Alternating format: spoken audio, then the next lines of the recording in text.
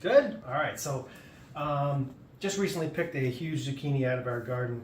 You see the size of this thing and what to do with it. There's so many things that we like to do with it, but my beautiful camera lady person said that she only likes zucchini bread. So I have a recipe for zucchini bread. I use a bread machine, and I'm going to go through and put that in there.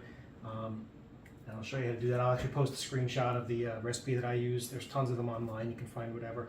It is important when you're doing this, though, make sure, especially the eggs, if you're using a bread machine and using the quick bread setting, everything should be room temperature because it's a fixed time and you can't leave it in the oven an extra few minutes to cook. So if your eggs are cold, they may not cook thoroughly, and that's not a good thing. I also crack my eggs already, make sure there's no shells in there, so I just do this, makes it easy. Eggshells are not really a part of my recipe.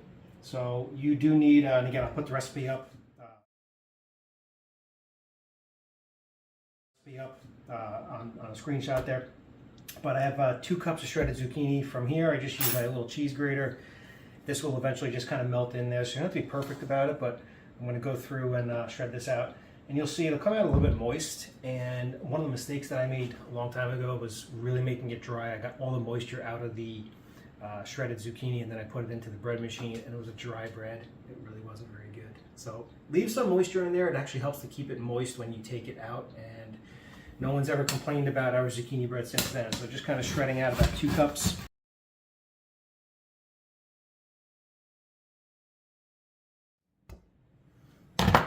All right, amazing. So I'm just going to do a quick measure, but I'm pretty sure this is 2 cups. Close to it. I always like a little bit extra, so 1 cup. And I'm just going to actually put it in the order that I have in my recipe. So yeah, about another cup. And you know what? A little extra never hurt. It is zucchini bread after all. So go ahead and put that little bit extra right in. And I'll get all this measured up, and we'll come back in a few minutes. All right, so with a bread machine, you really don't want to open and close it much. They leave, the glass in there so you can see, but I've found you have to scrape the sides on this. So after a couple minutes of going, super easy. Just get in there quick. Kind of be like a little ninja in there. Everything mixed up. See the flour getting in really well.